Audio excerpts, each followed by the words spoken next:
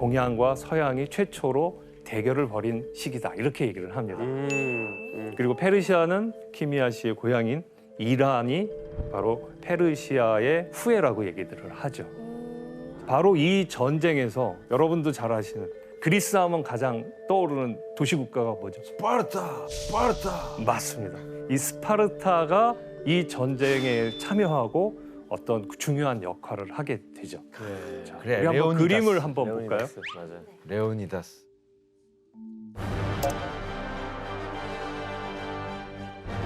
가운데 있는 분이 레오니다스예요? 맞습니다. 바로 이 배경이 되는 곳이 테르모필라이라는 협곡인데요. 바로 이곳에서 스파르타의 왕인 레오니다스가 그 정예부대 300을 이끌고 이곳에서 페르시아 대군을 맞이하게 됩니다. 자, 그런데 최강의 스파르타 부대가 지금 이제 페르시아와 일전을 앞두고 있는데 이 전투의 결과가 어떻게 됐을까요? 스파르타의 전멸, 완전히 전멸하고 마는데 그럼에도 불구하고 우리는 어떤 이미지가 있냐면 스파르타 군이라고 하면 자유와 어떤 이상을 향해서 자기의 모든 것을 던져서 페르시아 군대를 강하게 그 목숨을 걸고 막아냈다는 그런 용기 있는 전사들의 이미지가 있는데 또 반면에 스파르타랑 싸웠던 페르시아군에 대한 이미지들이 있죠. 네, 어떤 건가요? 그 사실 그 영화상으로 보면은 진짜 악역으로밖에 안 나와요. 그렇죠. 나는 관대하다 뭐 해가지고 그리고 수적으로도 좀 어마어마하게 밀어붙인 예. 그런 느낌이 들어요. 일단 그 영화에서 그려진 이미지는 악역 그리고 부정적인 요소, 야만적인 모습도 읽혀지고요. 네. 키미아 씨는 이런 얘기 들으면 어때요, 기분이? 조금 저는 그 영화나 이런 것도 음. 봤을 때도 조금 이건 아닌데 좀 억울했어요. 사실은 역사가 조금씩 달라가지고 그 영화에 나온 것처럼.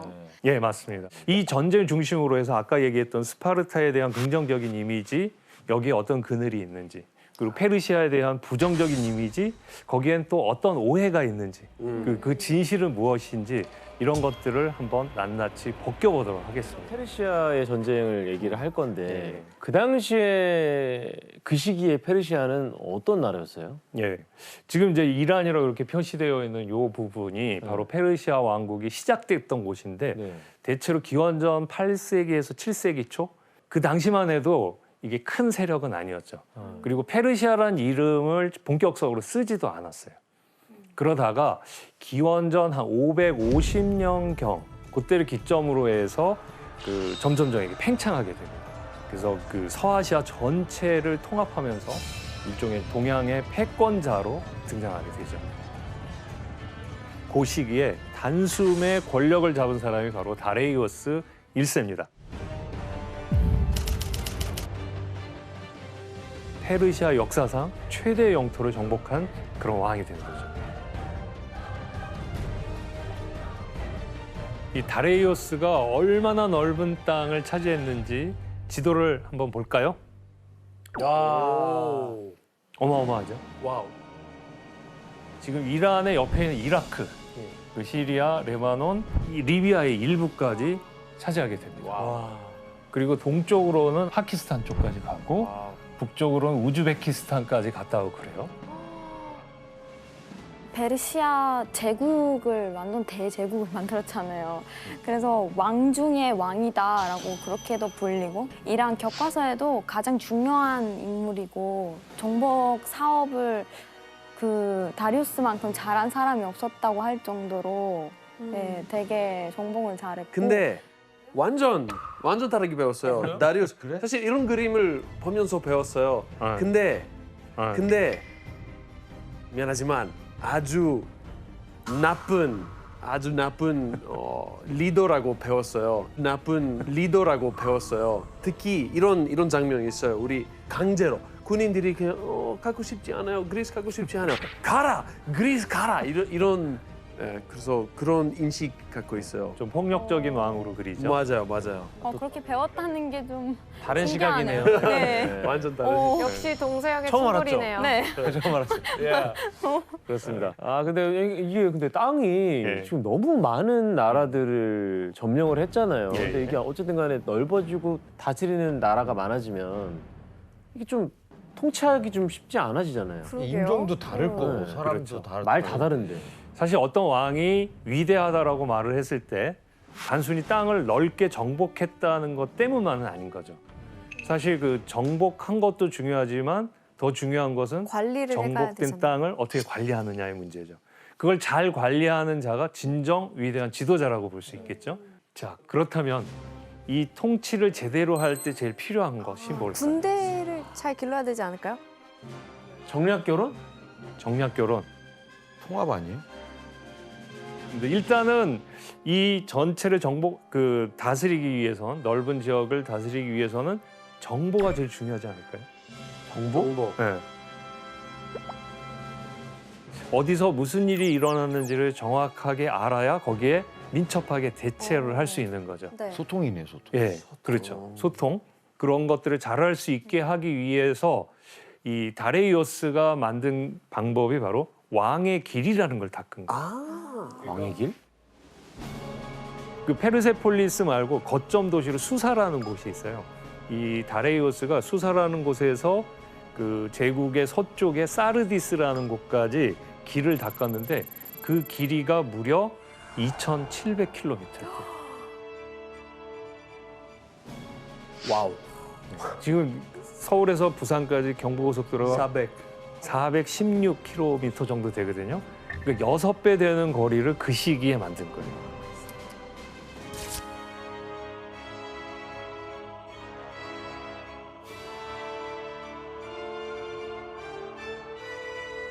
내가 필요한 곳에 사신을 또는 나의 그 측근을 빨리 보내서 그쪽에 무슨 일이 일어났는지 정보를 가져오고 거기에 맞는 대책을 빨리 보낼 수 있게. 통신 시스템이네요. 그렇죠. 통신 시스템을 만든 거죠. 야, 그때 당시 그걸 어떻게 알아냈대? 그래서 그들을 뭐라 그랬냐면 왕의 귀, 왕의 눈이라고 그랬어요. 정확하게 정보를 취합하고 가져올 수 있게 하는 이런 거죠. 지금으로 따지면 랜선 깔았네. 그렇죠. 그런 셈이죠. 그리고 페르시아 문명이 얼마나 발달했는지 볼 수 있는 유물, 이게 사진으로 좀 준비가 되어 있는데 한번 보실까요? 궁금하다. 와. 네. 뭐야 이거? 이건 뭔가요? 이거 달고나 아니에요? 달고나? 넌 화폐, 금화. 두 번째는 무슨 장신구? 술잔? 술잔. 그리고 이거는 그릇이죠. 금이에 다 금으로 한 건가? 네, 금. 이게 다 금이에요. 금입니다. 화려하네요. 와. 페르시아 장난 아니에요. 물론 이거는 아주 상류층 왕족이 썼겠지만 다 금으로. 이런 것들을 금으로 만들 수 있을 정도로 굉장히 부가 많았던 거죠. 와 지금 저 하나만 있어도. 근데 이때 그 페르시아의 황금 만드는 수준이 순도 95% 이상을 만들 수 있을 정도였대요. 네. 대단하다. 상당한 기술력을 말하는 거라고 할 수 있고요. 첫 번째 본 거 있죠. 동전, 화폐. 금화. 네. 화폐 제도를 만들었다는 것도 굉장히 선진적인 의미를 볼 수 있지만 금화를 써서 이미 통용됐다는 거는 그만큼 어마어마한 규모의 경제력을 갖추고 있었다라는 걸 보여주는 것이죠. 와. 자, 이렇게 그 어떻게 보면은 페르시아라는 나라는 상당히 고도의 문명을 발전시키면서 승승장구한 이런 모습이 보여지는데 이때 그리스 상황이 어땠는지 한번 보도록 할까요? 와우. 와우. 자, 지금 보시면 페르시아 제국이 이만하다면 그리스는 요만했습니다. 차이가 많이 나네요. 근데 이제 중요한 차이는 뭐냐면 페르시아는 하나의 절대적인 왕권을 놓고 통일 국가, 하나의 엄청난 통일 왕국을 이루고 있던 데 반해서 그리스는 폴리스로. 네, 폴리스 체제로 조그맣게 나뉘어져 있었어요. 그러니까 하나의 도시가 하나의 국가 행세를 한 거죠. 그 수가 몇 개나 되는 줄 아세요? 한 100여 개? 100여 개. 그것도 많이 잡아서 얘기한 거죠. 너무 많은 것 같은데 그것도 저는. 그것도 많아요. 예, 예. 1000여 개. 1000여 개. 스파르타 같은 게 1000개 있었다고요? 네. 마을마다 그러니까, 국가였네요. 네, 그냥 마을이 국가였던 거예요. 그러니까 얘네들은 하나의 통일 국가를 이루어야 된다는 생각도 없었고 우리가 한 민족, 한 나라라는 생각도 전혀 없이 살고 있었던 거예요. 그럼 페르시아에 비해서 힘이 약할 수밖에 없을 것 같은데요? 그렇죠. 자, 이런 상황에서 자, 이렇게 점점점 서쪽으로 팽창하게 되면 어떤 일이 벌어질까요? 부딪히죠. 그리스와 부딪히죠. 충돌. 어디랑? 그리스. 그리스랑.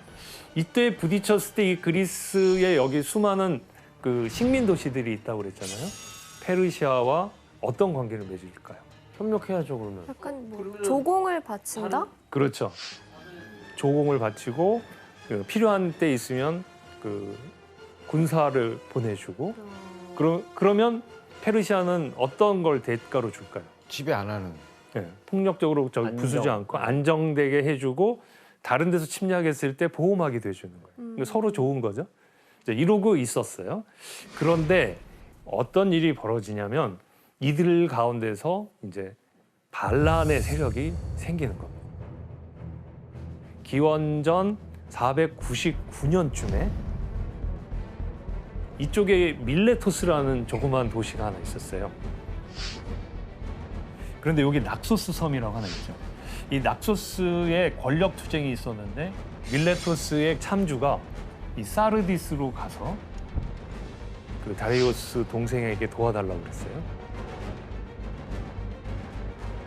그랬더니 배를 200척을 보내줬어요.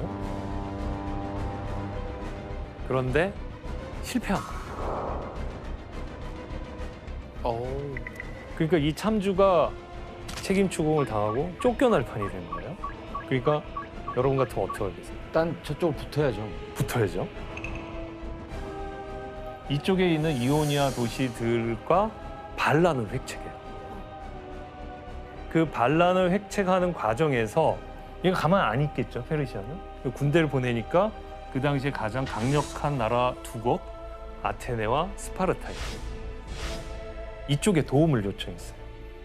스파르타가 뭐라고 그랬을까요? 도와줘야죠. 어떻게 하겠어요? 안 도와주지. 그러니까 안 도와줬을 것 같아요. 왜요? 왜냐면 우리한테 피해 보는 게 없으니까. 저기 페르시아가 우리에게 직접적으로 아무것도 안 했어. 그리고 스파르타는 보니까 너무 먼 거예요. 그래서 많은 그 병력이 나라를 비우고 떠나 있기가 좀 어려운 상황이었어요. 그래서 거부를 해요. 우리 안 가. 반면 아테네는 도와줘야지 이러는 거예요. 그리고 아테네 요 위쪽에 에레트리아라고 하는 조그만 도시가 있었는데 요 두 도시가 이쪽을 도와줘요. 그래서 밀레토스 쪽에 가고 사르디스까지 가서 사르디스에 있는 그 페르시아의 왕궁에 불을 질러요. 페르시아 가만히 있지 않겠네요. 가만히 안 있겠죠. 결국 대패하고 도망와요. 그리고 이쪽의 반란 세력들은 어떻게 됐을까요? 네, 협상이고 뭐고 없고 이제 네. 니네는 맞아 진압이 크게 됐겠네요. 당했을 것 같은데. 네, 크게 당했습니다. 네. 492년이 됐을 때 페르시아가 아테네 그리고 에레트리아 아까 여기 조그만 나라가 있다고 그랬죠. 얘네들 가만 안 두겠어 하면서 다레이오스 왕이 노발대발 그래서 그 엄청난 군대를 보내게 됩니다.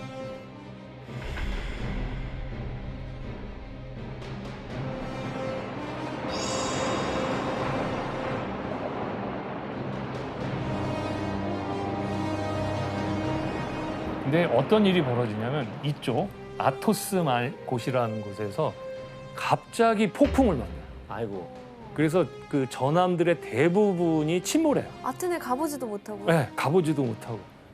그러니까 다레이오스가 어떤 생각을 했냐면 우리가 비록 원정은 실패했지만 그리스인들에게 페르시아가 얼마나 강한지는 확실히 심어줬다. 네. 그러니까 이번엔 이제 사신을 보내보자. 그래가지고 사신들을 각 도시들에게 보내는 거예요. 자, 그러면서 너희들은 이 항복의 의미로 우리에게 이것을 바쳐라. 이렇게 요구를 해요. 혹시 뭘 요구했는지 짐작이 되나요? 예, 바로 물과 흙을 내놔라.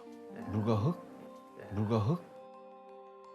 그것은 너희는 우리에게 항복했으니 우리가 요구하는 조공을 바쳐라. 이런 뜻으로 받아들였대요. 자, 이 사절을 받은 도시국가들, 그리스의 도시국가들의 반응은 어땠을까요? 저는 발로. 찰 거예요? 구덩이로? 스파르타네. 싸웠을 것 같아요. 싸웠을 것 같다. 네. 아니야, 현실적인 걸 봐야 돼요. 뭐 싸워서 못 이겨. 지금 이제 이 세 분이 바로 다른 많은 도시국가들이 취했던 행동이었어요. 좋다. 당신들이 요구하는 거 바치겠다. 우리가 당신들하고 싸워서 안 된다는 거 아니까 우리가 줄 테니 우리를 공격하지 말고 서로 좋은 관계를 맺자. 이러면서 다 물과 흙을 바치는 의식을 했대요. 반면에 안드레아 씨나 키미아 씨처럼 반대하는 두 도시가 있었어요. 스파르타, 아테네. 스파르타와 아테네였습니다.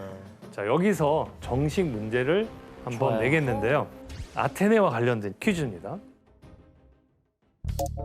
자, 항복의 의미로 흙과 물을 바치라고 한 페르시아의 사절단을 아테네는 어떤 방법으로 응징했을까요?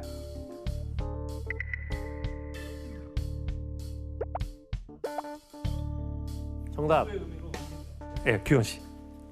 눈이랑 음. 막 다 파버려서 보냈을 것 같아. 와우. 땡이지. 너무 잔인했어. 너무 잘했어. 예, 정답. 예. 흙과 물을 네. 이게 역이용하는 거죠. 그래서 흙과 물을 섞으면 진흙이 되잖아요. 예.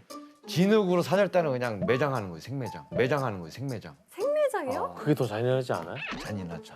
둘다 예, 일단 거절하고 응징하는 것까지는 맞았는데 방법은 그게 아니었습니다. 안드레 씨 알 것 같아. 네, 안드레아스 씨. 아테네는 그 미준주의잖아요. 네. 그래서 민주주의의 상징을 그 올리브 나무 잎이지 않을까 싶어요. 그래서 그런 올리브 나무 잎 준 것 같아요. 너무 좋아할 것 같은데? 좋아할 것 같아요. 더 좋은 걸 줬는데? 굴복할 마음이 없다. 그럼 우리는 그렇죠. 민주주의 우리는 나라다. 우리 민주주의다. 우리 자유. 너무 천사적인 행동인데. 예, 약간 비슷한 점이 들어가 있지만 오답입니다. 그러니까 제가 여기서 뭘 강조하고 싶냐면 민주정의 방식을 취했어요. 그리고 흙과 물로 어떻게 한 게 아니고 그게 그러니까 사절단을 가만두지는 않았을 거야. 네? 네, 혜성 씨. 다수결의 원칙으로 투표를 통해서 처형시킨다. 처형시킨다. 정답입니다. 네. 그 재판을 열어가지고 죽일지 살릴지. 네. 그래서 페르시아 사절들이 와갖고 니네들 흙과 물을 내놔라. 그랬을 때 야 이거 우리가 어떻게 해야 될지 우리끼리 한번 결정을 하자. 그러면서 재판을 열었고 그 판결이 사형이었어요. 그 사형시켰죠. 자 어쨌든 이렇게 해갖고 아테네에 보내졌던 페르시아의 사절들이 죽었다는 소식이 다리우스 왕에게 당연히 전달됐겠죠. 모바일 대발했겠네. 예, 다리우스 왕 어떻게 했을까요? 바로 가죠. 예, 가자. 그래서 대규모 함대를 이끌고 아테네로 향한 겁니다. 이렇게 해서 그야말로 동서양의 패권 전쟁이라고도 말할 수 있는 그리스와 페르시아 전쟁이 정말 본격적으로 시작됩니다.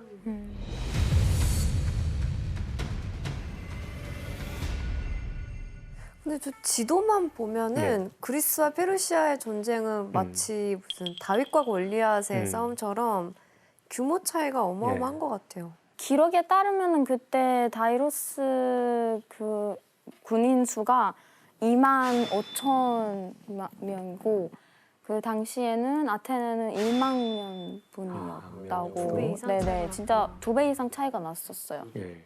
그렇게 해서 다리우스가 두 번째 침략을 하게 됩니다. 근데 이번에는 로도스 섬을 거쳐서 사모스 섬이 하나 있고 그런 다음에 여기 낙소스 섬을 정복했대요.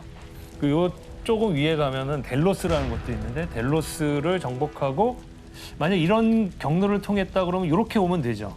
네. 그런데 얘네들이 이쪽으로 와요. 에이? 그 이유는 아까 이 이오니아 반란을 도와줬던 두 개의 도시가 있었다고 그랬죠. 아, 아테네랑 에레트리아. 에레트리아를 일단 응징하겠다는 거죠. 에레트리아 너희들이 이오냐 반란을 도와줬으니 우리는 너희들 친구 아니다. 완전히 몰살시키고 시민들을 노예로 팔아넘겼대요. 자 이제 아테네를 쳐야 될 거 아니에요? 그래서 다시 내려와가지고 이쪽에 있는 평원으로 자리를 잡습니다. 저 평원이 여러분들이 잘 알고 있는 마라톤 평원.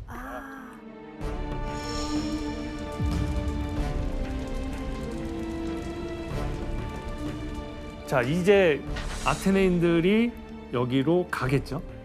그리고 이 출정하기로 결정을 하게끔 이 여론을 주도한 사람이 있었는데 바로 그 사람이 아테네가 배출한 최고의 장군 중에 하나인 밀티아데스라는 사람입니다.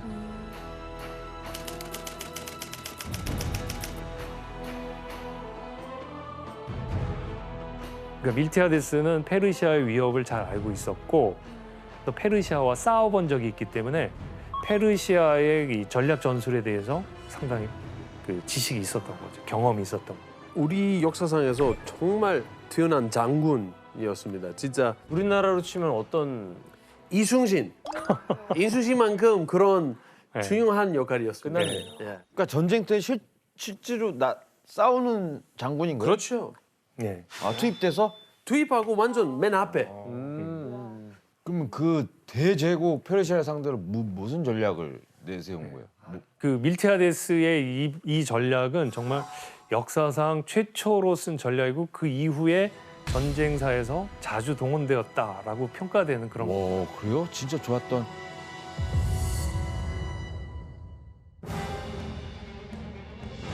그리스군과 페르시아군의 결정적인 차이를 말해라 그러면 이렇게 얘기할 수 있어요. 그리스 연합군의 대부분은 중무장 보병이었어요. 그러니까 방패라든가 투구라든가 이런 이 갑옷이 상당히 단단해서 전체 무게가 한 33kg. 와우. 그리스는 산간 지역이 워낙 많아서 좁은 지역에서 싸우기 때문에 탄탄하게 움직이면 돼요. 반면에 페르시아는 경무장 보병이에요. 보면 방패 갈등 없죠. 네, 그리고 화살을 들고 있어요. 갑옷 자체가 없는 것 같아, 페르시아 군들은. 네, 얘네들은 원래 넓은 평원에서 싸웠기 때문에 기동성이 굉장히 중요했던 거예요. 이걸 알고 있는 밀티아데스가 거기에 최적화된 전략을 짠 거죠.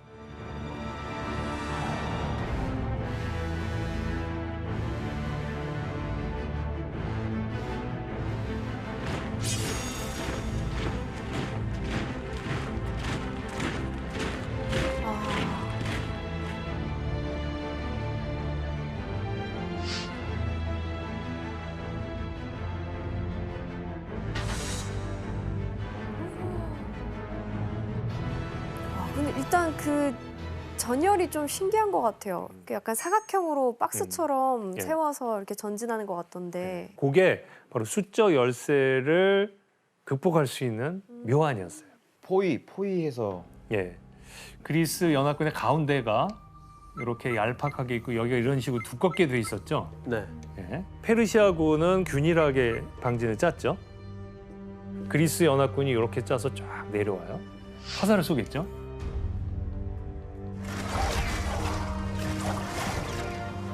뚫리나, 중무장이. 네. 근데 얘네들이 갑자기 빠른 속도로 뛴 거예요. 왜 뛰었을까?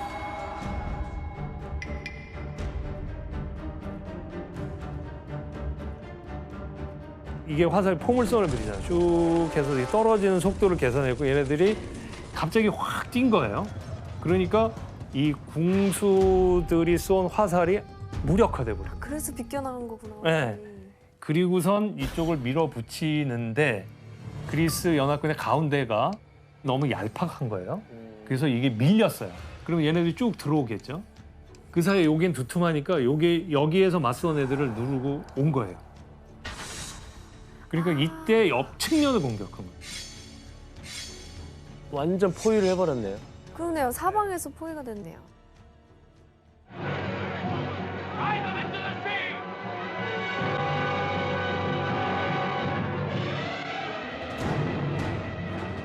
그러면서 밀티아데스가 페르시아 대군을 압도한 거죠. 이걸 양쪽 날개에서 밀어붙인다. 그래서 양익 호위 전술 뭐 이렇게도 얘기를 해요. 이때 그리스인 사망자는 굉장히 적었대요. 한 200명이 안 되는 수준, 대체로 192명 정도로 추산을 해요. 반면에 페르시아는 거의 대부분이 죽었다. 자, 이렇게 해서 아테네는 마라톤에서 정말 기적적인 승리를 거두게 되죠.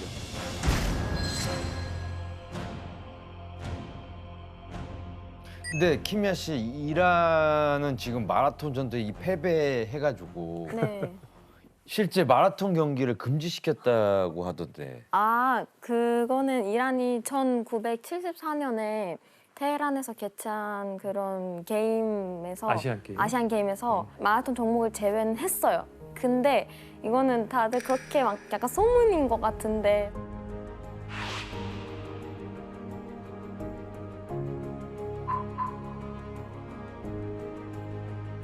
지금은 뭐 해외에서 마라톤 경기가 열리면 이란 사람들도 다 참가를 하고 이란에서도 경기가 열리면 다 참가해서 오해가 이제는 계속 생겼구나. 마라톤을 해요. 네. 그렇다면 이 패배한 페르시아, 과연 그리스 정복 전쟁을 멈췄을까요? 여기서 그만뒀을까요? 아니죠. 자존심이 상했는데. 그건 아니죠. 어쨌든 이 전투로 그 페르시아의 대왕 다리우스는 아주 자존심이 굉장히 상했겠죠. 그리고 더 큰 계획을 세웁니다. 이제 아테네, 스파르타를 혼내줘야겠다 이런 생각을 넘어서서 그리스를 통째로 다 나의 것으로 삼아야겠다 이런 야욕을 품게 되죠. 그러면 이제 뭐 바로 두 번째 그리스 대 페르시아 전쟁이 시작되는 건가요? 예. 근데 이 과정에서 뜻밖의 일이 벌어지고 맙니다. 복수를 꿈꾸던 다레이오스가 죽습니다. 죽는군요. 네, 65세의 나이로 세상을 떠나게 되는데요.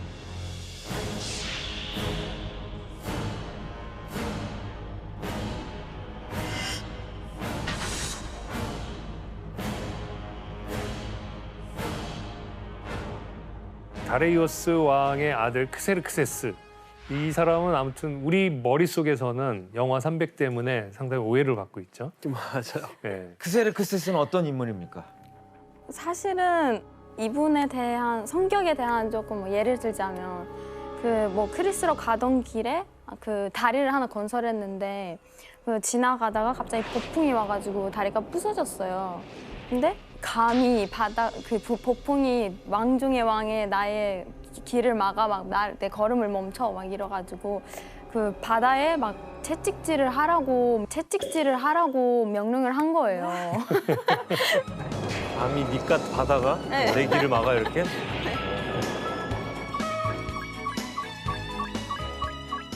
바다에다가요? 오해를 푸시라니까요. 오해를 불러일으키고 아니 계시는데. 근데 바다는 안 아파하니까. 네. 근데 어쨌든 이 크세르크세스는 아버지의 뜻을 받들어서 그리스의 원정을 이어나가게 되죠. 490년에 마라톤 전투가 있었다고 그랬죠. 그로부터 10년 후인 480년에 크세르크세스는 내가 직접 가겠다. 내가 직접 대군을 이끌고 그리스를 완전히 정복하겠다. 이런 모습으로 나가게 됩니다. 그러면 이제 자기가 더 위대하다는 걸 보여주기 위해서는 더 넓은 지역을 정복해야 되는 그런 목표가 설정이 되겠죠. 그래서 페르시아는 침입 준비를 하고 그리스는 여기에 대해서 맞설 준비를 하게 됩니다.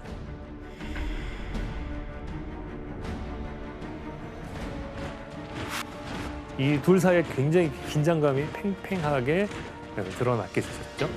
그렇다면 이 둘의 전투가 어떻게 진행되는지 그 사건이 일어난 곳 그것을 우리의 두 번째 여행지로 삼아서 한번 떠나보도록 하겠습니다. 좋습니다. 아,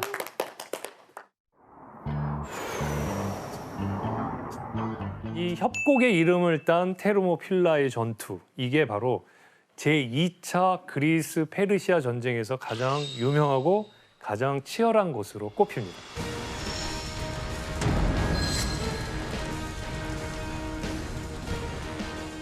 페르시아의 왕 크세르크세스는 그야말로 만반의 전투 준비를 갖춰서 그리스를 향해 가게 됩니다. 그런데 이 크세르크세스에게는 커다란 걸림돌이 있었죠. 스파르타의 왕이자 최고의 전사로 불리는 레오니다스가 바로 그의 적수였기 때문입니다.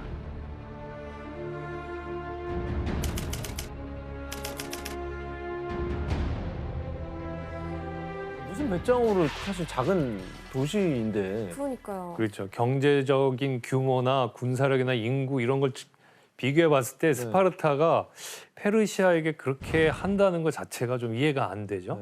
그런데 스파르타는 바로 이런 행동을 할 수 있는 전사들을 길러는 독특한 시스템이 있었습니다. 그리고 전사들은 그런 어떤 자신감이라든가 자부심, 자존감 이런 게 굉장히 컸었죠. 하나 일례를 들어보면은 과거에 그 페르시아가 그리고 그리스 도시 국가들에게 사절단을 보내서 흙과 물을 바치라는 최후 통첩을 했을 때 아테네와 스파르타만 거부했다고 그랬었죠. 아까 아테네는 어떻게 거부했다고 그랬죠? 재판을 열어서 사형을 가했죠. 스파르타에도 사절을 보냈는데 스파르타에서도 거부를 해요. 어떤 상황이죠? 사신을 뭐 저기에 있는 잡혀 있는 사람이 사신이겠죠. 물과 흙을 달라 항복의 표시로. 그러자 스파르타인들의 반응은 물 먹으러 물을 가. 주마 해서 물에 그냥 우물에 넣어버린 거 아니에요? 그렇죠. 그러니까 우물 속으로 던져버렸대죠. 그 영화에선 발로 차는 걸로 나오죠. This is Sparta. 이때 스파르타인들은 그 사절단에게 무슨 말을 했대요. 어떤 말을 했는지 규현 씨가 한번 읽어주실까요? 흙과 물을 달라 했소? 그 안에 얼마든지 있으니 실컷 가져가시오. This is Sparta! 정말 전면 특허예요, 이 발차기로. 화끈하네요, 정말. 스파르타의 패기 같은 게 잘 느껴지죠. 자, 이게 그 페르시아와 그 레오니다스가 이끄는 스파르타의 대결, 이건 정말 말씀대로 다윗과 골리앗의 싸움만큼 이 전력 차이가 엄청나게 컸죠. 그렇지만 레오니다스는 불굴의 의지를 가지고 300명을 데리고 그 페르시아를 막기로 합니다. 그리고 죽음을 각오한 전투를 치르기로 결심을 하게 됩니다. 근데 스파르타는 아까 무슨 배짱으로 사실 작은 도시인데 그러니까요. 그렇죠. 경제적인 규모나 군사력이나 인구 이런 걸 비교해 봤을 때 스파르타가 페르시아에게 그렇게 한다는 것 자체가 좀 이해가 안 되죠. 그런데 스파르타는 바로 이런 행동을 할 수 있는 전사들을 길러는 독특한 시스템이 있었습니다. 그리고 전사들은 그런 어떤 자신감이라든가 자부심, 자존감 이런 게 굉장히 컸었죠. 하나 일례를 들어보면은 우리는 이제 그리스 전체의 최고신 그러면 누구라고 볼 수 있죠? 제우스. 네, 제우스. 제우스의 자손 중에 스파르타가 자신들의 수호 영웅처럼 최고 선조로 섬겼던 영웅이 하나 있습니다. 헤라클레스 아닌가요? 네, 맞습니다. 네. 괴물을 무찌른 헤라클레스. 사실 이 헤라클레스는 제우스의 아들이기도 하면서 아들 중에서도 여럿이 있지만 신들의 전쟁에 참여한 유일한 인간이기도 합니다. 이런 점에서 보면 영웅 중에 영웅, 인간 중에 인간이라 할 수 있고 그런 헤라클레스를 그 스파르타인들은 자신들의 조상으로 생각했던 겁니다. 그리고 그런 상황 속에서 굉장히 그 기형적인 사회 구조를 갖게 됩니다.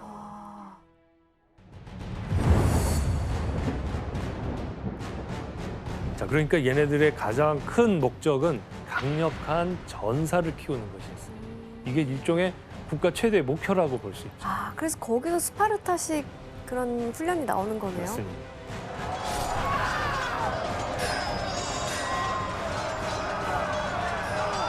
이런 일도 있었어요. 아이가 태어나자마자 얘가 나중에 큰 훌륭한 전사가 될 수 있나 없나 이런 자질을 판단했대요. 자, 그림으로 이제 그려진 게 있는데 한번 보실까요? 자, 어떤 장면인 것 같습니까? 저기 왼쪽에 한 네. 남자가 약간 울고 있는 것 같이 고개를 저쪽에. 숙이고 있네요. 예. 무슨 아이를 검사받듯이. 맞아요. 이 아이가 정말로 전사로 자랄 만한 조건을 갖고 있는지 아닌지 그걸 태어나자마자 이렇게 검사를 받았대요. 우는 거 보니까 뭐 탈락했나 보네. 아니 그래서 네. 그 적합하지 않다고 판정이 되면 어떻게 되는데요? 탈락한 아이가 어떻게 될까요? 설마 죽이진 않겠죠?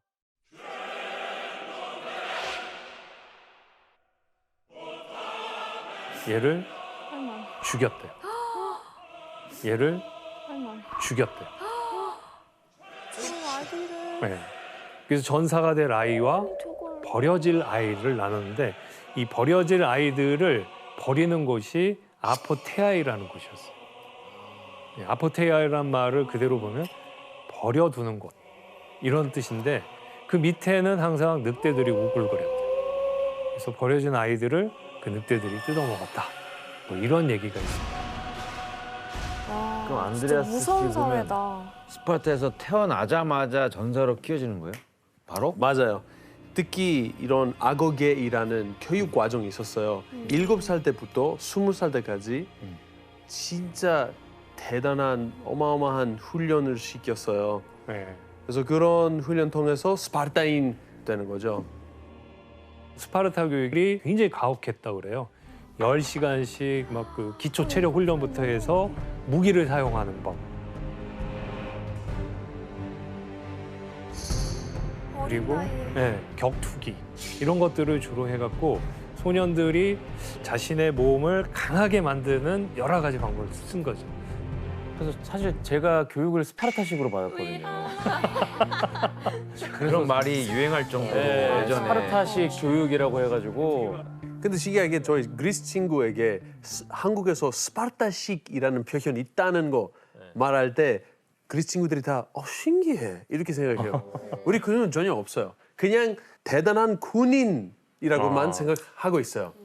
우리나라에서는 학원 홍보할 때 제일 많이 쓰거든요. 스파르타식 교육으로 여러분의 전단지. 자녀들을 바꿔보겠다 뭐 이런 얘기 많이 하니까. 그럼 부모들이 되게 좋아하죠. 되게 좋아하시죠. 우리 애들을 강하게 키울 수 있다.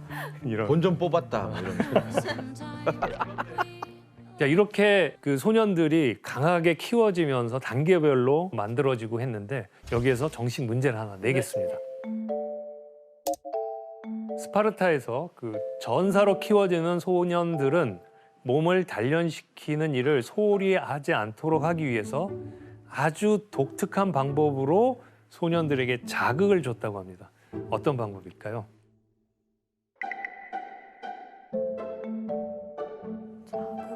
정답. 예. 뭐 기숙사 같은데 방에다가 음. 굉장히 몸이 좋은 사람의 그림을 딱 붙여놓고 계속 자극을 주는 거죠. 저렇게 만들어라. 너 몸이 그게 뭐니? 이렇게 이쯤은 돼야지 하고 자극을 줄 수 있죠. 그것도 좋은 방법일 텐데 그 방법이 아니었습니다. 그거보다 소년이라고 그랬잖아요. 자라나는 소년이니까 이 소년들의 관심사, 소년들이 가장 민감해할 부분, 효과적인 방법. 여자 그렇죠. 네, 벌써 이성을 관심을 이용한 방법이에요. 몇 살인데 벌써 관심을 가져? 그리스 남자들이 보면 빨라요? 네, 정말. 그럼 정답하고 얘기해봐 뭔데? 여자들 앞에서 한번 싸워라 이건 아닌가요? 여자들과 정답. 네. 여자들이 보잖아요. 그래서 예. 그 여자들 앞에서 만약에 지면 벗겨가지고 여자들이 너 몸이 너무 안 좋다 막 네. 이렇게 말을 하게 만드는 거예요. 약간 운동 좀 해라 막 이렇게 아. 계속 얘기를 하는. 아니. 정답으로 해드리겠습니다. 아. 네. 정답 해드리겠습니다. 왜냐하면 싸워서 진 그 소년을 세우는 게 아니고 이렇게 봐서 몸이 좀 안 좋은 애들, 운동한 티가 안 나는 애들을 소녀들이 이렇게 모인 자리에서 발가벗기는 거예요. 그러면 이제 애들이 창피를 주는 거죠. 쟤 봐라 뭐, 쟤 팔뚝 봐라 뭐 이런 식으로 자극을 받아가지고 몸을 길러야 된다는 생각을 하게 만들었다. 뭐 이런 얘기가 전해져요.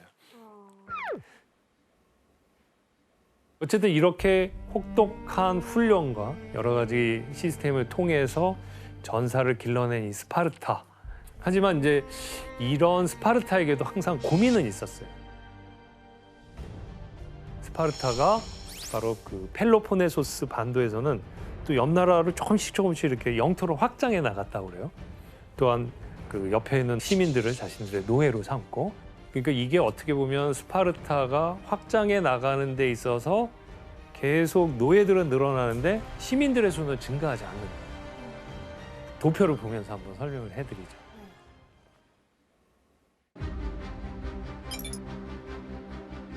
지금 이 구조를 보시면 노예가 굉장히 많죠. 헤일로타이라고 불리는 이 노예들이 인구의 절반 이상을 차지하고 있어요. 62.5%라고 나왔는데, 그리고 페리 오이코이라고 이제 이름 붙이는 반노예 상태에 있는 일종의 같이 사는 동거민족, 동거인 이렇게 얘기할 수 있어요. 그리고 스파르타의 시민이라고 하는 사람은 굉장히 적죠. 6.2%면 전체 인구의 10%가 되지 안 않는 되네요. 거죠. 네. 그러니까 이 소수의 상류층이 예. 사회를 이끌어가는 좀 폐쇄적인 사회 구조인 거네요. 그렇죠. 이제 그런 점에서 스파르타의 고민이 커졌는데, 스파르타가 영토를 조금씩 확장하면서 늘어나는 노예 계급을 견제할 방법을 또 생각해냈겠죠. 그 방법이 뭔지 한번 이걸 또 퀴즈를 통해서 한번 살펴보도록 하겠습니다. 스파르타에서는 노예 계급을 견제하는 방법이자 이걸 또 군인들의 훈련법으로 사용한 게 있는데, 이것이 무엇일까요? 노예를 견제. 잔인한가요, 혹시? 굉장히 잔인합니다. 잔인해요? 예. 정답.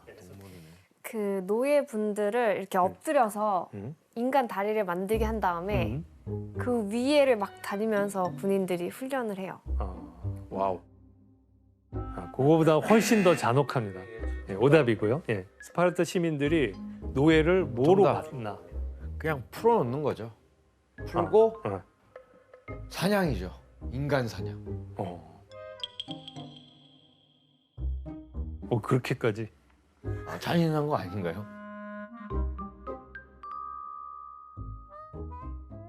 정답입니다. 와우. 와우. 예, 그렇게 한 거예요. 그 거의 비슷하게 했는데, 이 노예들 중에서도 똑똑하고 센 친구들이 있을 거 아니에요? 이 친구들에게 어디 한번 가볼 때 한번 가봐라, 이렇게 풀어놓는 거예요. 그리고 그 뒤를 스파르타 전사들이 사냥하게 만들어요. 쫓아서 잡는 건데 죽여도 좋은 거예요. 자, 이런 방식으로 노예들을 강하게 억압한 거죠. 그 이런 모습을 보면 도망갈 수가 없구나 하는 거를 느끼겠죠. 저항할 수 없구나 하는 걸 노예들에게는 공포심을 심어주고, 이런 방식으로 전사들을 훈련시켰다, 이렇게 볼 수 있습니다. 이런 교육으로 길러진 사람이 바로 레오니다스 왕인 겁니다. 레오니다스는 페르시아가 쳐들어올 때 앞장서서 나가게 되죠. 다시 말하면 그리스 전체의 운명이 달린 전투 앞에 이 레오니다스가 던져진 것이죠. 자, 그리고 레오니다스는 이런 상황에서도 이 페르시아와 맞대결해서 내가 어떻게 될 것인가, 이런 것도 궁금하겠죠. 그 나의 운명은 어떻게 될까, 이런 것 때문에 아폴론 신전을 찾았다고 합니다. 그러니까 그리스 신화에서 보면은 중요한 일을 앞두고 꼭 아폴론 신전을 찾더라고요. 예, 그렇죠. 예. 그게 뭐 앞으로의 일을 물어보는 건가요? 아폴로는 태양의 신, 이성의 신인데, 사실 태양의 신이란 이미지가 그런 거잖아요. 어둠을 밝혀준다. 근데 우리가 미래의 일이나 과거에 대해서, 그 비밀에 대해서 모를 땐 어둠을 생각하잖아요.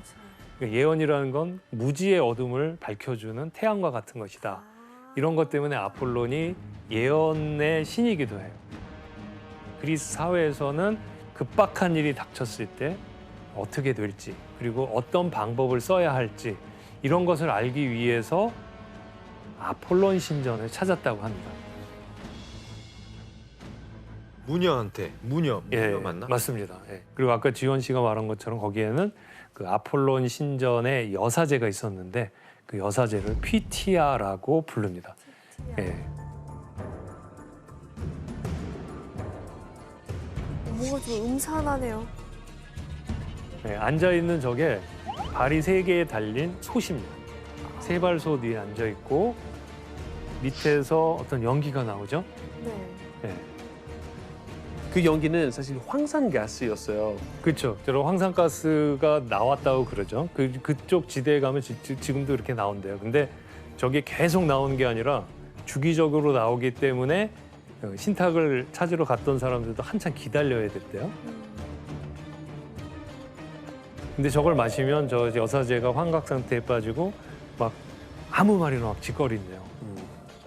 사람들이 저것이 바로 신탁이다 이렇게 얘기를 하고 그걸 옆에서 해석해 주는 사람이 그것이 무슨 뜻이다라고 얘기해 주기도 하고 해석하는 사람이 따로 있었어요? 네, 그런 걸 이렇게 해석으로 내주면 이 사람이 아 이렇게 되는 거구나 하고 그걸 받아들였대요. 우리나라로 치면 점집 아니에요?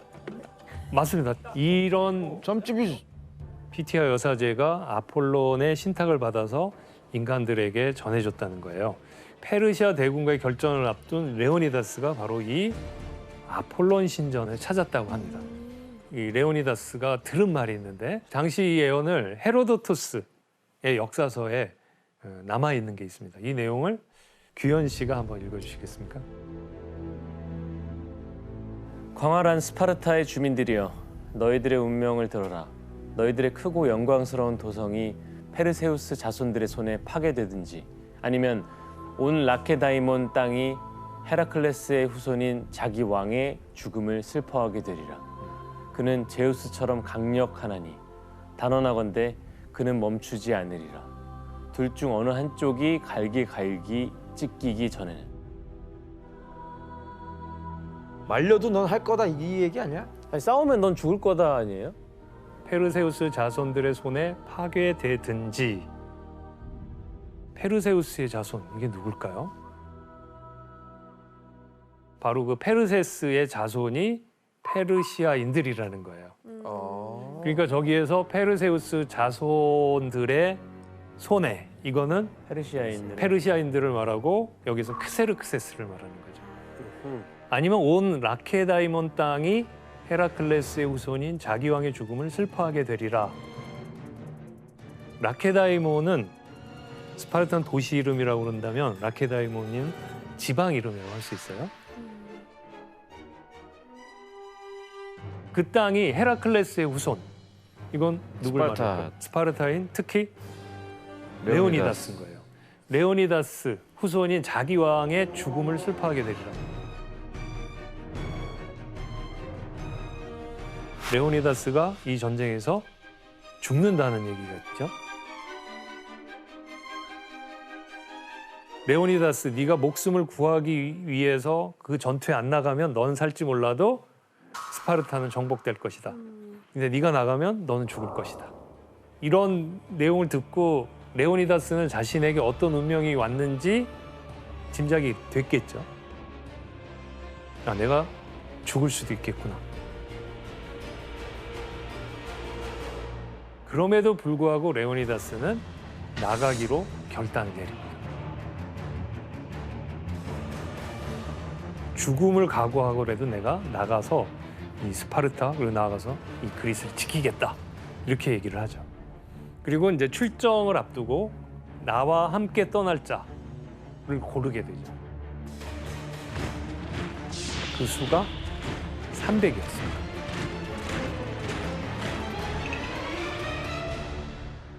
자, 여기서 또 하나 문제를 내겠습니다. 레오니다스 왕은 페르시아 전쟁에 투입할 300명의 전사를 뽑기 위해 용맹과 결단력 그리고 이것을 선발 기준으로 삼았는데요. 무엇일까요? 정답. 네, 규현 씨. 대를 이을 아들이 있는 사람만? 정답입니다. 내가 다 해놓은 거. 야, 왜 이게 정리가 안 되지 나는? 어떤 일이 벌어져도 이 사람이 죽어도 전사의 대가 끊기지 않게. 끊기지 않고 이 아이가 또 성장해서 자기네 아버지처럼 훌륭한 전사가 된다. 이런 생각을 해서 조건을 내세우고 그렇게 해서 300명을 선발했다고 합니다. 또 따지고 보면 그런 건 또 짠하네. 네, 짠하죠. 자, 이렇게 페르시아 왕 세르크세스 그리고 사자의 자식 스파르타의 레오니다스 300명과 함께 레오니다스가 이제 테르모필라이로 진군하기 시작했고 저쪽에서는 이제 페르시아 대군이 내려옵니다. 마침내 이제 테르모필라이 근처까지 와서 이들의 대결이 이제 시작되는 것이죠. 이 사실 테르모필라이가 스파르타에선 멀지 않아요. 저거 왜 굳이 저기까지 스파르타가 나서서 가서 싸운 거예요?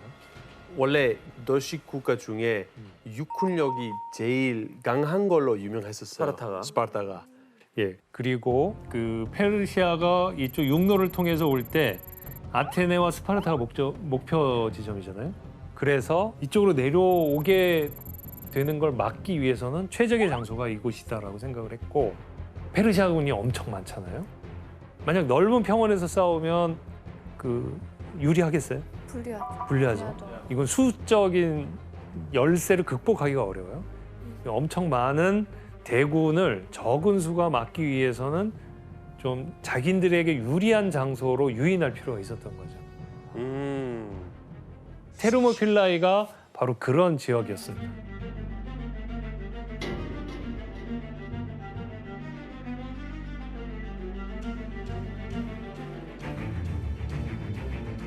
지금 보면 이쪽에 그 절벽이 보이죠? 여길 벗어나더라도 저쪽은 바다가 돼 있어요. 길이라는 게 굉장히 좁아서 한 15m 정도밖에 안 됐다고 그래요. 그 좁은 협곡 같은 느낌이었네요.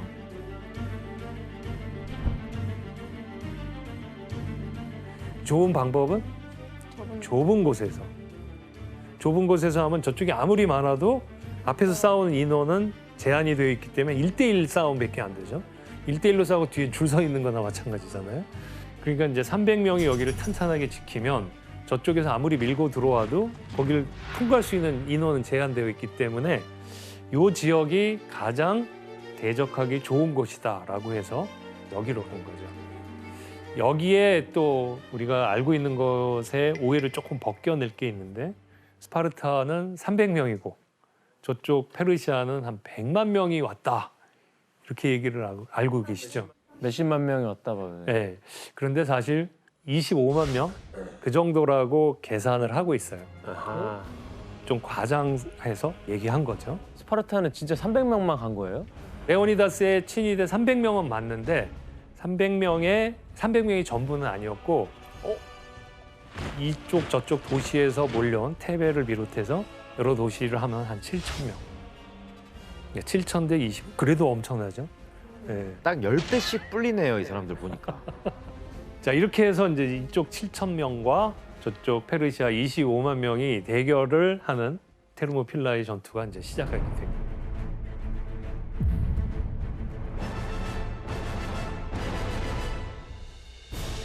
사실 그 크세르크세스가 그냥 쭉 밀고 가면 이길 거라고 생각했잖아요. 그럼에도 불구하고 이제 이 크세르크세스가 스파르타 쪽으로 사신을 하나 보내요. 방어군은 무기를 버리면 집으로 안전하게 돌아갈 수 있다. 페르시아의 친구라는 호칭도 얻게 된다. 이 호의를 받는 모든 그리스인들에게 크세르크세스 왕은 현재 그대들이 소유한 것 이상의 땅, 훨씬 양질의 땅을 제공할 것이다.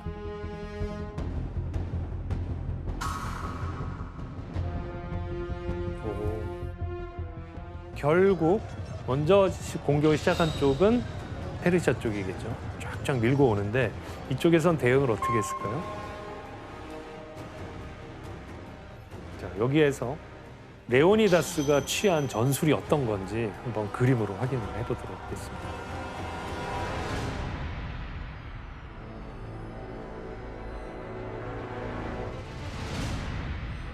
이런 대형을 이제 팔랑크스 대열이라고 하는데,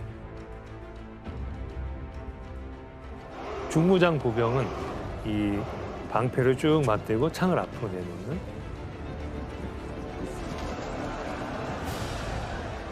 여기서 한 사람이 쓰러지면 뒤에 사람이 다시 딱 붙고 해서 계속적으로 앞면은 탄탄하게 방어가 되는 이런 방식이었고,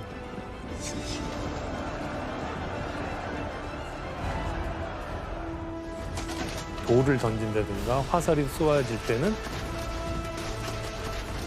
방패로 잘 막아내는 그런 방식으로 썼다고 그럽니다.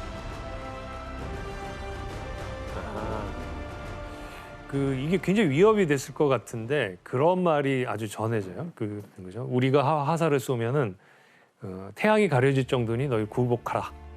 그 스파르타 애들이 우린 굴복하지 않는다. 그러면서 너희들이 쏘는 화살이 그 태양을 막아준다면 우린 시원한 그늘에서 싸우게 되니 우린 좋다. 뭐 이런 식으로까지 영화에서 봤던 포기를 것 같아요. 부렸다고 맞아. 그러더라고요. 예. 사실 이 페르시아군은 언제나 그 넓은 지역에서 화살을 쏘고 경무장 보병이 기동성 있게 막 출격하는 이런 전술이었는데 이쪽으로 딱 몰아넣으니까 완전 힘을 못 쓰게 되는 그런 거예요. 결과가 너무나 스파르타 쪽으로 기울을 수밖에 없었던 거죠. 지금 스파르타가 이 좁은 곳에서는 좀 예. 더 유리해 보이는데 예. 페르시아는 이 상황에서 어떻게 했어요? 그래서 크세르크세스가 이걸 뚫을 수 있는 방법을 한번 생각하게 되는데 결정적인 승부수를 하나 띄우게 됩니다. 그림을 한번 볼까요? 뭐지? 혹시 이 그림 보신 적 있나요? 이 페르시아 페르시아 사람 같은데? 네, 페르시아 군인데 다레이오스 왕이 키웠다는 군대죠. 페르시아의 특별한 군대입니다. 이모탈이라고 혹시 들어보셨나요? 맞아요. 네, 가면 쓰고 그거 아니에요? 네, 그 영화에서는 가면 쓰고 기괴한 모습으로 나오죠. 네. 이 근접전에서 도무지 이게 돌파가 안 되니까 경무장 보병을 다 빼고 이 이모탈 부대를 넣게 됩니다. 이 이모탈 부대의 수가 1만 명이라는 거예요. 그리고 이쪽의 수와 이제 비슷한 상황이 됐죠. 이 1만 명의 이모탈 부대를 넣는데 그리스 역사가 헤로도토스가 그렇게 쓴 거예요. 저쪽에서 부대가 오는데 10,000명의 애들이 하나씩 그 쓰러지면 또 들어오고 쓰러지면 또 들어오고 저 부대가 도무지 그 줄어들지 않는다. 이런 말 때문에 쟤네들은 불사의 부대라라고 불렀죠.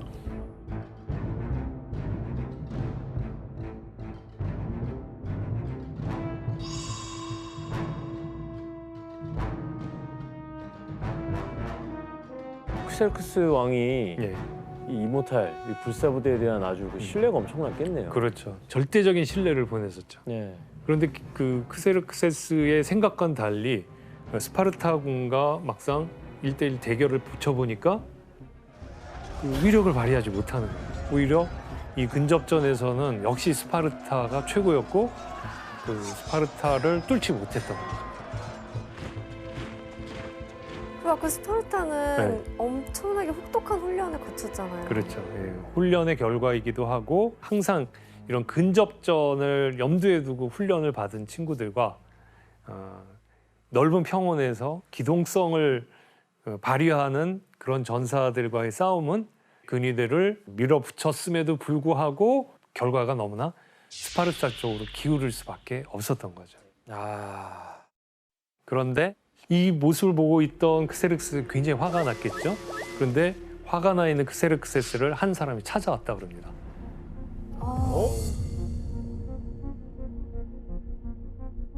그리고 이 사람이 나에게 황금을 준다면 당신이 여길 돌파할 수 있는 방법을 알려주겠다.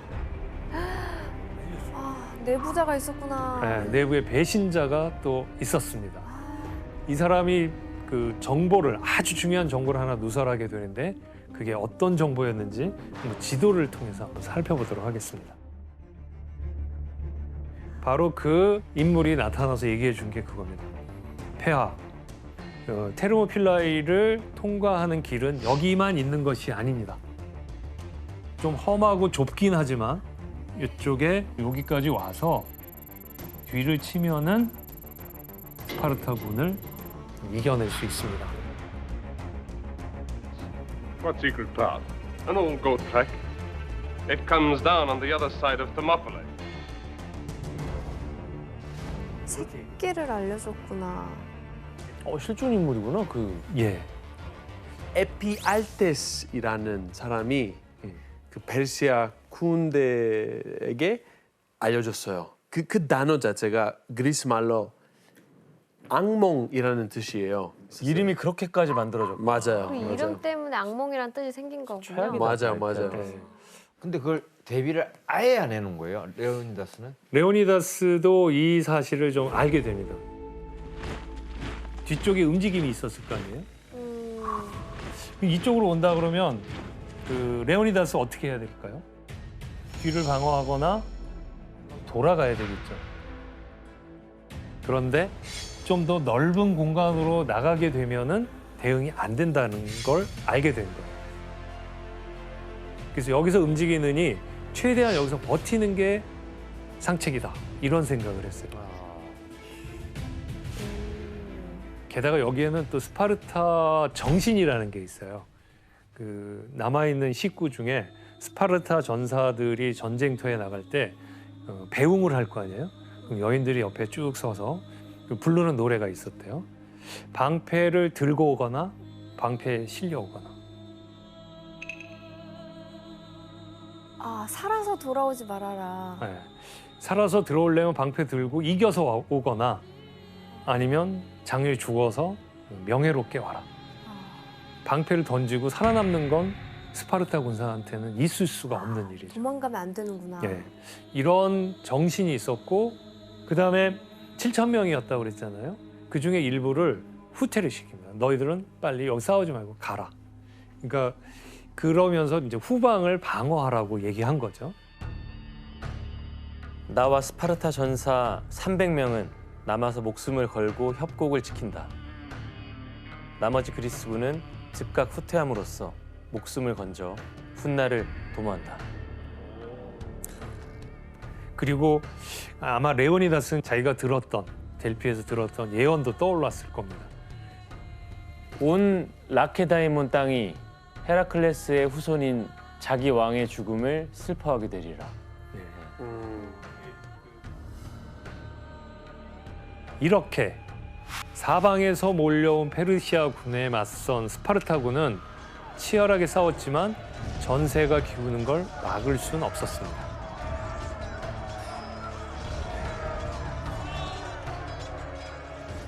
협곡 위로 파사를 퍼부었고 게다가 전투 도중에 레오니다스 왕이 전사하고 말았죠. 결국 300명의 스파르타 전사가 모두 죽고서야 이 전투는 끝이 납니다. 신탁대로 된 건가요? 그런 셈이죠. 네. 크세르케세스가 이 전쟁에서 이 전투에서 내가 쉽게 이길 거라고 예상을 한 거예요. 근데 생각과 달리 좀 그냥 배신자 때문에 이기게 됐는데 그래서 그거에 화가 나가지고 스파르타의 왕을 죽인 후에 머리를 잘라서 테르모필리아에 가는 길에 입구에 세웠어요, 머리를. 크세르크세스 나에게 저항하는 자의 종말은 이렇다 하는 경고도 됐죠. 예.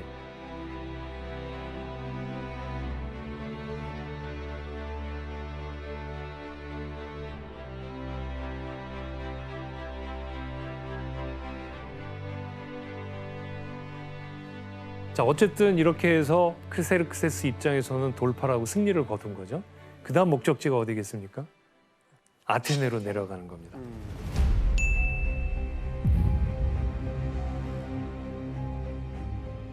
크세르크세스는 아테네를 향하는 길에 한 도시 한 도시를 정복하면서 파괴하고 약탈하고 사람들을 노예로 팔아먹게 되죠.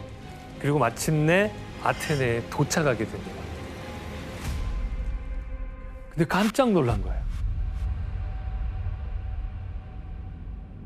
크세르크세스가 아테네에 도착해 보니 사람들이 거기서 대항하고 자기네들과 싸울 준비를 하고 있을 줄 알았는데 와 보니까 도시가 텅텅 비어 있는 거예요. 미리 뭐 피해 있나요? 어떤 일일까요? 그 당시에 그 아테네의 지도자는 테미스토클레스라는 사람이었습니다. 근데 이 테미스토클레스가 어떤 생각을 했냐면 우리는 전통적으로 육군이 강하지 않다. 그리고 우리가 그 항해술을 많이 발전시켰으니까 우린 전략적으로 해군을 육성해야 된다고 생각을 했었어요. 그래서 국가에 있는 많은 부를 해군을 만드는 데 썼어요. 이 테미스토클레스가 저쪽에 페르시아군이 스파르타를 뚫고 내려온다. 이 소식을 듣고 우리는 배를 타고 옆에 있는 인근 살라미스 섬으로 피신을 하자. 그리고 해전을 통해서 싸우는 걸 해보자. 그래서 아테네 시민들이 그 말에 설득이 돼서 갔다는 거죠. 섬으로 그러면 다 이동을 했으면 어쨌든 이제 가서 복수하려고 아테네를 간 크세르크세스 입장은 화가 많이 났겠어요. 그렇죠. 와보니 싸울 저기도 없고 완전 비어 있고. 그래서 어떻게 했을까요? 불질러? 네, 그냥 도시를 전부 쑥밭으로 만들어 놓고 불을 질렀대요. 그리고 그 모습을 보면서 이제 아테네인들은 굉장히 막 가슴 아파하고 결의를 다졌다 그래요. 우리가 투지를 다지고 싸워서 이기겠다 이런 말을 하죠. 근데 다 도망가고 작전이 배로 싸우겠다 하는데 그걸 응해줘요? 나 배로 싸울래. 그러면 그 상대방이 그래 해줘요? 그랬을까요? 안 그러지. 안 그러죠. 그러니까 문제는 뭐예요? 살라미스에 와서 아테네와 대결을 벌일 수 있도록 만들어야겠죠. 예, 거기에 바로 테미스토클레스의 승부수가 있는 겁니다. 자, 여기서 문제 낼게요. 자, 아테네의 장군 테미스토클레스는 전쟁 상황을 역전시키기 위해 크세르크세스 왕에게 밀사를 보내서 자신의 뜻을 전하는데 그 내용이 뭘까요? 정답. 예, 혜성 씨. 거짓으로 충성을 맹세한다? 나 아테네 배신하겠다. 정답입니다. 테미스토클레스가 뭐라고 했겠냐 이건데 내가 배신을 때릴 테니 내가 배신할 테니 네가 이쪽으로 오면 그리스군을 완전히 전멸시키도록 하자. 나는 아테네를 배신하고 크세르크세스에게 충성할 것이다. 지금 그리스군 내부는 완전히 분열되어 있다. 대부분 겁을 먹고 도망치려 하니 서둘러 그들을 공격해라. 공격이 시작되면 나는 내부에서 돕겠다. 이 페르시아인들은 그리스인들의 배신자를 여러 차례 경험을 했죠. 테르모필레아도 네, 테르모필라에서도 에피알테스가 있었고 그리고 이쪽에서도 보니까 또 배신자. 그러니까 의심을 하지 않고 물었겠네요. 네, 크세르크세스가 의심하기보다는 충분히 그럴 수 있는 친구다라고 여겼던 거죠.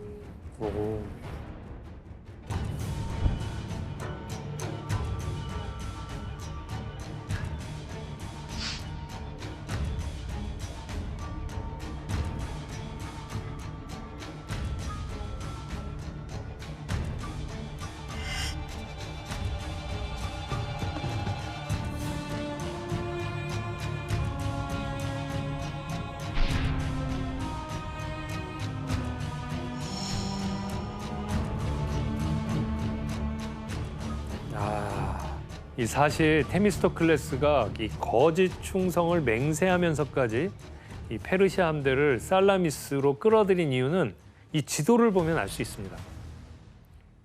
살라미스 해협은 육지 사이에 낀 깊고 좁은 바다였습니다.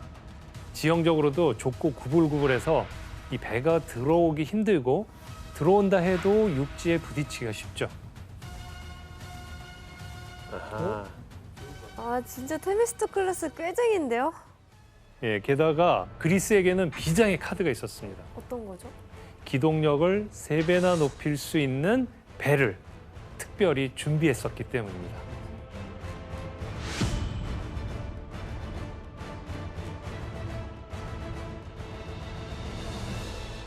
자, 어떤 특징이 있나요? 노가 3단으로 예, 맞습니다. 그리스의 이 3단 노선이라고 할 수 있는데 이것의 가장 큰 특징은 이 층을 3개로 해가지고 각각 노수들이 배를 적게 하는 거였죠.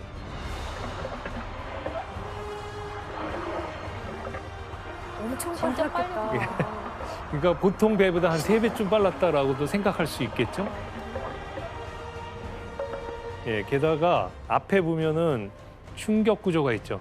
앞에 눈 모양이 있고 눈 모양이 이렇게 삐죽 나온 거 거기를 그 청동으로 감쌌다고 그러는데 이 당시 해전은 상대방의 옆구리를 노려서 충돌하거나 아니면 나란히 마주 보면서 부딪히는 것이 이 주된 전술이었기 때문에 이런 구조가 가장 유리하다 이렇게 생각을 했던 거죠. 허를 찌를 수 있는.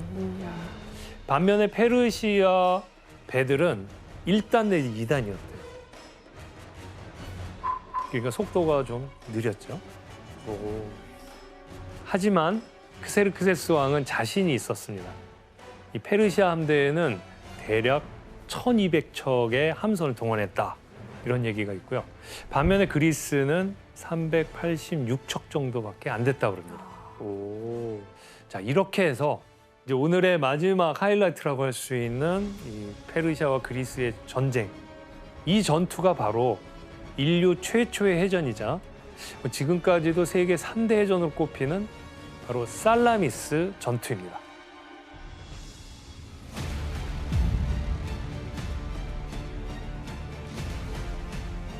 서로 전력을 쏟아부은 전투인 만큼 이 페르시아의 크세르크세스와 그리고 아테네의 테미스토클레스가 전의를 불태우고 있었습니다. 그리스인들의 나팔 소리로 전투 신호가 울리자 살라미스 해협에는 거친 바람이 불었습니다.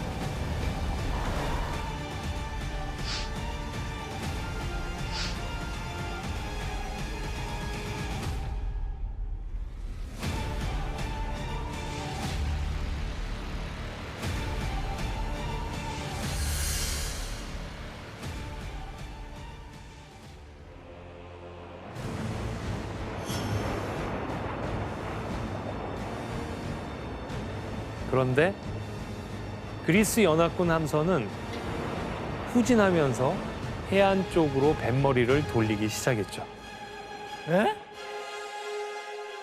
도망가네? 어떤 일일까요? 테르모필라이 전투에서 했던 것과 거의 동일한 방식을 여기서 취한 거예요. 그러니까 좁은 공간으로 계속 유인을 한 거죠. 페르시아 함대가 이쪽으로 들어오고 여기서 격파를 했죠.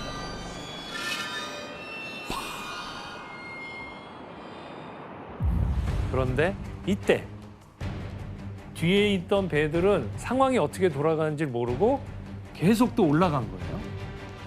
그런 와중에 여기서 기다리던 배들은 자기네들이 공을 세우기 위해서 계속적으로 또 들어간 거예요. 테미스토클레스의 함정에 빠진 거라고 볼 수 있죠. 계속 들어가고 또 격파되고 그러다 보니까 여기 앞부분에서는 그리스 배의 충돌에 의해서 침몰이 되고 아, 뒤쪽에선 자기들끼리 엉킨 거예요? 네, 뒤쪽에서는 또 자기네들끼리 엉켜서 혼란스럽게 또 침몰이 되고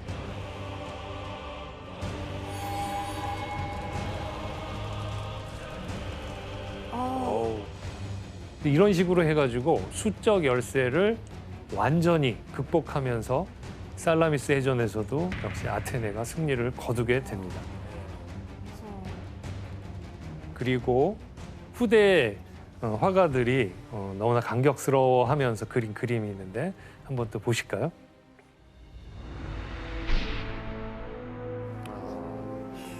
자, 이 그림은 비레름 폰 카울바흐의 그림인데요. 이 가운데 해협에서 두 나라의 해군이 육탄전을 벌이는 모습이 굉장히 혼란스럽죠. 네. 이 왼쪽 위에 옥자에 앉아 있는 사람이 바로 크세르크세스입니다. 그리고 뭐가 제일 특이하게 보이시나요? 좀 무슨 귀신 같은 저 세 명. 저 위에 이렇게 떠도는 모습 보이죠? 네. 네. 이 살라미스 해전에서도 신적인 존재가 나타나서 우리를 돕는다. 이런 소문을 퍼뜨렸었어요. 그래서 특히 아테네의 전통적인 영웅 테세우스의 혼령이 나타나서 아테네를 가호했다. 이런 얘기가 전해지고 있습니다. 그리스는 이런 신 이런 걸 엄청 믿네요. 그렇죠. 네. 도대체 우리 인간의 힘으로 어떻게 이런 대단한 승리를 거둘 수 있을까? 이건 신과 우리 수호 영웅의 도움이 없으면 불가능한 일이었을 것이다. 자, 이렇게 살라미스 해전의 패배로 크세르크세스가 그리스를 정복하겠다 이런 꿈은 깨지고 말았습니다.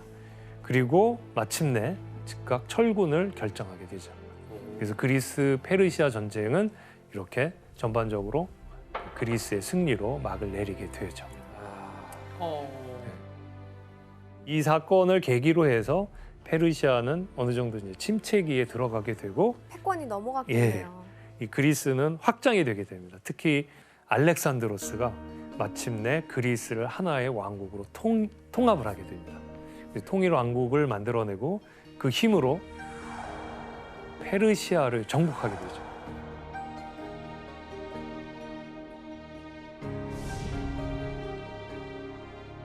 그야말로 그런 점에서 세계화의 주도권이 완전히 서양으로 넘어오게 됩니다. 네. 그리고 지금까지도 어떻게 보면 서양이 세계화를 주도하고 있지 않나 이런 생각이 듭니다. 이제 그런 점에서 보면 우리가 역사를 바라보는 게 어쩌면 서구인들의 시각을 많이 받아들인 게 아니냐 이렇게 볼 수 있습니다. 그 영화 300의 대표적이라고 할 수 있는데 네. 이 페르시아나 동양에 대해서 미개하다는 또는 어쩌면 기괴하다는 그런 이미지를 더 씌운 것도 이런 서구 중심의 오리엔탈리즘 그런 영향이 아닐까 이렇게 생각이 됩니다.